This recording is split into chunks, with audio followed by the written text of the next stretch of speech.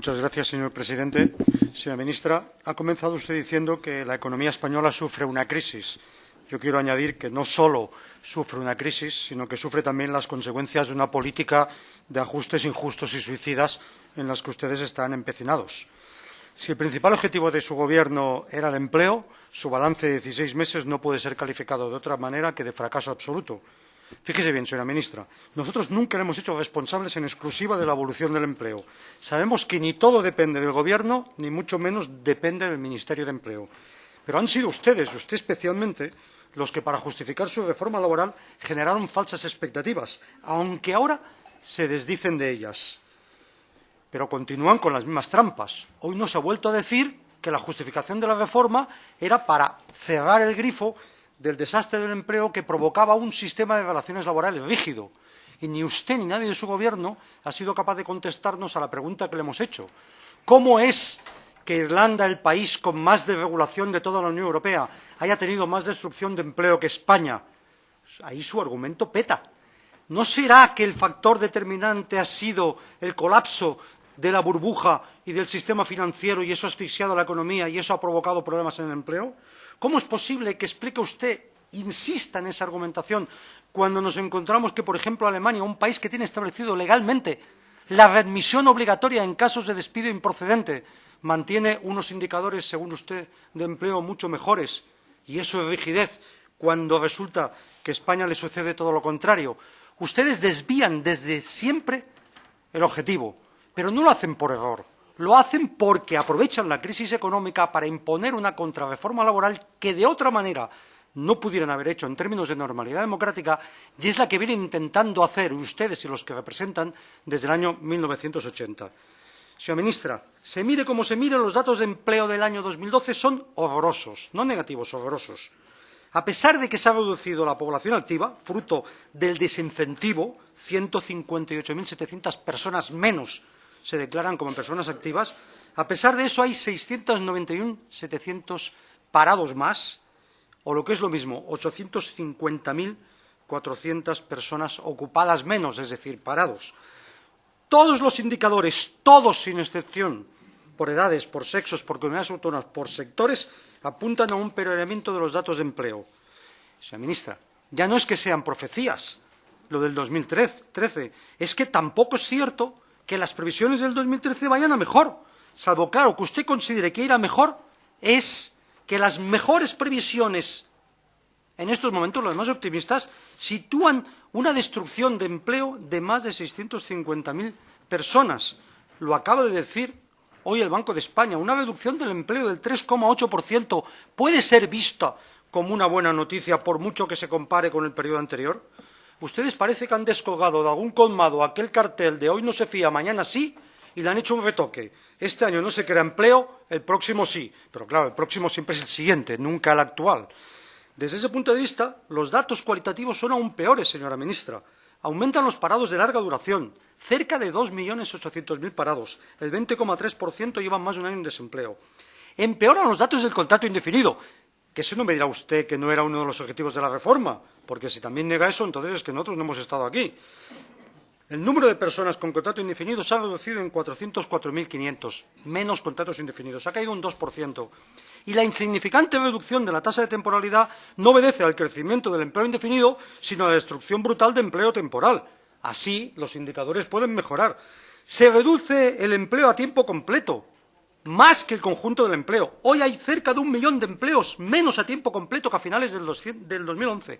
Concretamente, 990.600 empleos menos a tiempo completo y 140.200 más a tiempo parcial, en un 76% mujeres. Debería usted ser más prudente, aunque solo sea por solidaridad de género, cuando analiza los datos del empleo y especial impacto que está teniendo en el endurecimiento de las condiciones de las mujeres. Hoy hay 1.833.000 hogares con todos sus miembros desempleados. Y hoy tenemos el honor de ser el país con más desigualdad de toda la Unión Europea, salvo 2 que van detrás nuestro, y con unos niveles de pobreza extremas, incluidos también los jóvenes. Señora ministra, hoy en España los ricos son más ricos que cuando ustedes empezaron a negociar y los pobres son más pobres que cuando ustedes empezaron a negociar. Y eso sí que es responsabilidad de usted, porque ustedes no solo hacen frente a una política económica. Lo que hacen es fundamentalmente aprovechar esa situación para imponer cambios radicales en su concepto de sociedad.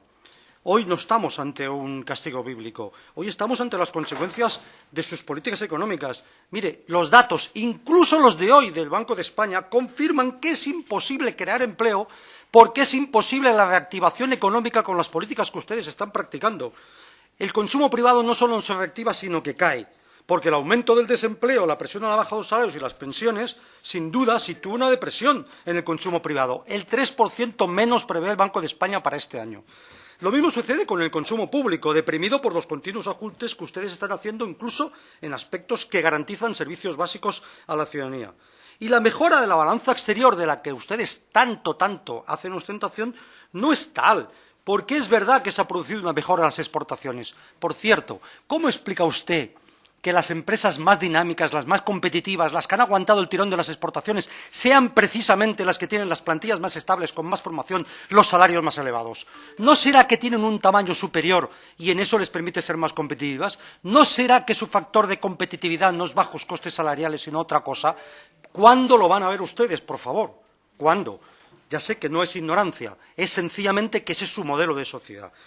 La mejora de la balanza exterior no es tal, porque esa mejora de las exportaciones solo se presenta bien porque lo que han caído son las importaciones. Es como cuando se presentan los datos de incremento del PIB como consecuencia del aumento de los accidentes de tráfico. Hay cosas que estadísticamente pueden ser ciertas, pero en cambio tienen un efecto para la ciudadanía absolutamente nefastos. Sin apoyo público y sin financiación a las empresas no hay reactivación posible. Lo que ustedes presentan como una reducción del sobreendeudamiento de las familias y de las empresas no es tal. Sencillamente han cogido la deuda privada y la han convertido en deuda pública que vamos a tener que pagar entre todos. Y el sistema financiero no ha terminado el ajuste, desgraciadamente, señora ministra, y ustedes no pueden generar falsas expectativas. Ustedes saben que en estos momentos aguantamos, porque el Banco Central Europeo ha dado ya 310.000 millones de euros de financiación blanda, entre 0,75 y el 1% a los bancos españoles, para dar crédito a las familias y a las empresas que estos están utilizando para refinanciar sus deudas para pagar a los acreedores extranjeros, es decir, a ellos mismos. Y desgraciadamente hoy el sistema financiero no funciona. Si no funciona el consumo privado, si no funciona el consumo público y no hay financiación a las empresas, no hay milagro posible. Y eso es lo que ustedes deberían ser capaces de entender, porque si no, no hay solución al drama del empleo. Señora ministra, por favor, no se pueden torcer, por decirlo de una manera suave, los datos de empleo como usted ha hecho hoy. La reforma laboral no ha servido para incentivar el empleo. Se lo ha dicho todo el mundo. Es decir, ante una caída del PIB de 1 punto, la destrucción de empleo es de 4 puntos. Es el nivel de elasticidad negativo peor de todo el ciclo económico. ¿Y por qué? Porque se lo dijimos en el debate de la reforma laboral y es evidente, lo conoce cualquier persona que se mueva en el ámbito de las relaciones laborales. Porque la reforma laboral, claro que ha incentivado la flexibilidad interna, hasta destruir el modelo de relaciones laborales mínimamente equitativo. Pero como ha incentivado más el ajuste externo de destrucción de puestos de trabajo, el resultado es menos salario y más despidos simultáneamente. Y usted hoy dice que eso es solidario. Solidaridad entre los trabajadores, excluyendo de la solidaridad a las rentas empresariales. Solo así se puede entender que este sea el año en el que ustedes han conseguido bater todos los récords históricos. Desde que existen datos estadísticos, no había una participación tan pequeña de las rentas salariales en el conjunto de las rentas del país. ¿Sabe usted qué transferencia se ha hecho de rentas de trabajadores a rentas empresariales durante la crisis? 55.800 millones de euros, de los cuales en una proporción muy importante en este último año. Esa es una de las consecuencias de su política, transferir rentas de los trabajadores a rentas empresariales, pero no para crear empleo, porque si hubiera sido para crear empleo, cosa que les ofrecieron los sindicatos y las organizaciones empresariales en el acuerdo de principios del año 2012 y que ustedes se encargaron de dinamitar, aunque a veces hagan ostentación de ello, posiblemente alguien pudiera pensar que tiene sentido el equilibrio y la compensación entre salarios por un lado y empleo por otro, pero no, es que es menos empleo y menos salarios. El resultado es que ustedes han impuesto un modelo de relaciones laborales que sustituye a la negociación colectiva por la imposición unilateral de las unidades de trabajo. Sabe sinceramente, y se lo digo ya personalmente, lo que más me molesta de usted, señora ministra, que es que yo como diputado puedo entenderla, como abogado laboralista, como profesor de Derecho del Trabajo Y como sindicalista, sencillamente oír lo que usted dice me subleva, lo siento, no puedo. A mí y a mis profesores, a mis compañeros catedráticos de Derecho del Trabajo, que están, si supiera usted lo que están comentando de su comparecencia, se estiraría de los pelos, de verdad. Porque no es posible decir lo que se dice insistiendo en cosas que todo el mundo que salga de aquí sabe que no son verdad, porque no aguantan el contraste con la realidad. ¿Sabe usted lo que deben de pensar las personas afectadas por el desempleo? Que usted las está maltratando y con usted nos mete a todos en el mismo cesto. Porque si usted le explica lo que está pasando en esos términos, la gente que lo sufre en su propia piel cree que todos somos... Me lo guardo. Su reforma ha deteriorado la negociación colectiva. Se ha incentivado un modelo de productivo de bajos costes salariales. Usted dice, no sirve para ahora, pero cuando se reactive la economía servirá. ¿Sabe para qué servirá su modelo de relaciones laborales? Para incentivar un modelo de empresa basado estrictamente en costes laborales. Con lo cual vamos a estar condenados de por vida, si no lo modificamos, a tener una función periférica en la distribución internacional del trabajo. ¿Por qué se cree que hoy es más fácil deslocalizar en España que antes? Porque ustedes les han abierto las puertas, sin intervención sindical, sin control de la autoridad laboral. Solo se puede discutir el coste de las indemnizaciones. Y eso es, sin duda, el paraíso de las grandes corporaciones, que pueden decidir dónde invierten sin ningún tipo de intervención pública. Pero es más, con eso están afectando ustedes al equilibrio de la seguridad social. Menos empleo y de menos calidad significa menos cotizantes y cotizaciones medias bajas. Están ustedes acelerando la expulsión de los trabajadores de más edad y más antigüedad. Todos los datos lo dicen. ¿Por qué? Porque al haber topado ustedes la indemnización de los trabajadores con más antigüedad, eso supone un incentivo a las empresas para despedir a los que tienen más antigüedad, más costes, y sustituirlos por los que tienen menos costes con las nuevas modalidades de contratación. Pero eso no es una perversión de los empresarios, es que les han brindado a ustedes la posibilidad de hacer ese cambio de trabajo. ¿Por qué se cree, si no, que usted puede hacer ostentación de que hay tantos nuevos contratos más y en cambio hay bastantes empleos menos? Porque lo que ustedes han hecho es hacer un efecto sustitución, como la teoría de los líquidos. Cuando un líquido pesa más que el otro, lo expulsa. Ustedes han cogido contratos precarios para sustituir a los trabajadores de más edad, de más antigüedad, con más derechos y más salarios.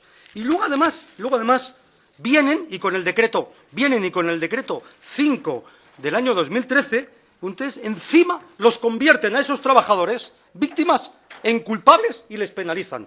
Lo que están haciendo ustedes con los mayores de 50 años no tiene nombre. Mejor dicho, sí. Es un acoso social y político a los mayores de 50 años.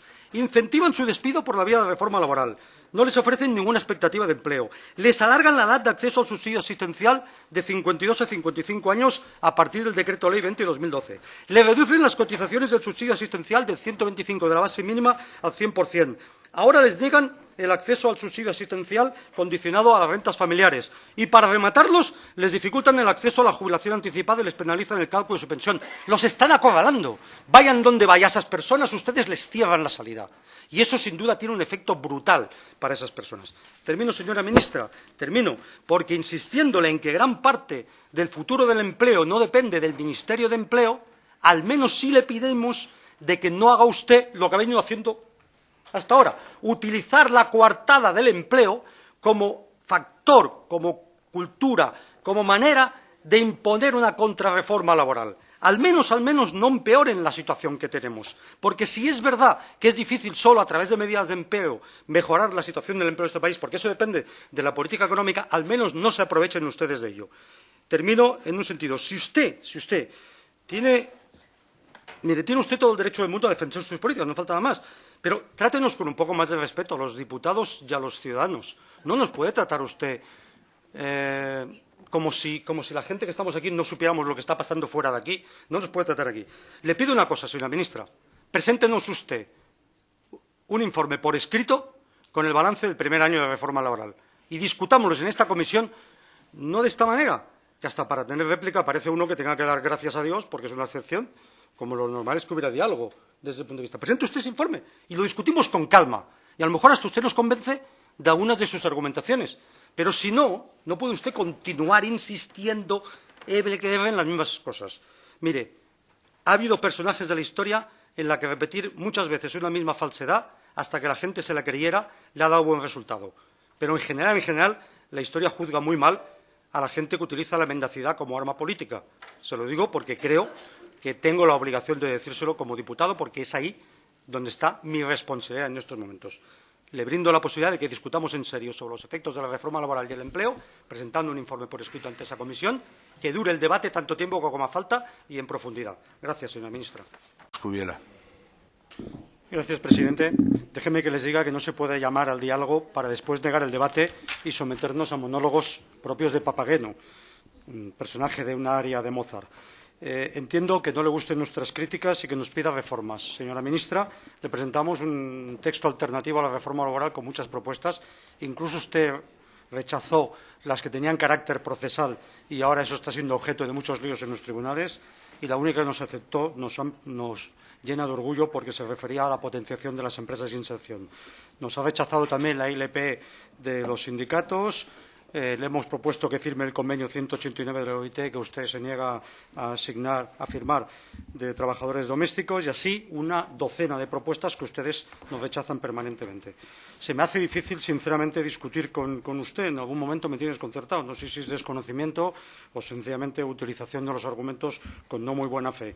Vamos a ver, de verdad, que se utilice la negociación colectiva. Usted sabe perfectamente que en este país hay el 95% de las empresas de menos de 10 trabajadores, donde no tienen ni tan solo garantizada la representación de los trabajadores, la unitaria. ¿Cree que de verdad sí es posible negociar en condiciones de igualdad? Precisamente para eso se inventó hace 100 años la negociación sectorial que ustedes se han cargado por la vía de esta reforma. Ustedes permiten que un convenio colectivo sea destruido por la decisión unilateral del empresario, incluso en materia de salarios, y el mes de julio se va a producir una caída en picado de la vinculación de los convenios colectivos, fruto de la caída de la ultraactividad. Se me hace muy difícil discutir con usted, señora ministra, si usted no distingue entre estadísticas de puestos de trabajo y estadísticas de contratos. Lo que usted nos alega son volumen de contratos que se ha hecho, pero no puestos de trabajo. Y cada vez se hacen más contratos para cubrir menos puestos de trabajo. Por eso, por mucho que usted utilice las estadísticas de contratos, lo que dice la EPA es que en el año 2012 hay 404.500 empleos indefinidos. Debe concluir, por favor. Menos, termino. Y que el índice de temporalidad ha bajado no porque han subido los indefinidos, sino porque han bajado los temporales. Lo mismo en relación a las mujeres, por favor. Sepan leer ustedes las notas que les pasan. Vamos a ver, en el año 2012 se ha producido una caída del empleo de las mujeres del 14,69%, más incluso que de los hombres, datos de la EPA. Y además se ha empeorado la calidad de ese empleo. Que finalizar ya. Termino de verdad. Una cuestión que me va a permitir sintonizar con mi amigo Emilio Olavarría. No hay contradicción entre decirles que su reforma impide la tutela judicial y decirles que los tribunales se están resistiendo a ello. Porque lo que han hecho los tribunales es tirar mano de la Directiva sobre despidos colectivos 59 del año 98 para cubrir el vacío que ustedes dejan en su reforma laboral. Tener que interrumpir. Cuando usted considere, señor presidente... Ya hace tiempo que ha pasado el tiempo que lo dimos. Cuando usted considere que este Congreso se merece tener un debate a fondo sobre la reforma laboral, nos lo dice y entonces podremos discutir. Bien. Mientras continúen ustedes con los monólogos de Papageno. Ha concluido su intervención pero y a continuación tiene la palabra el señor Campuzano por Convergencia.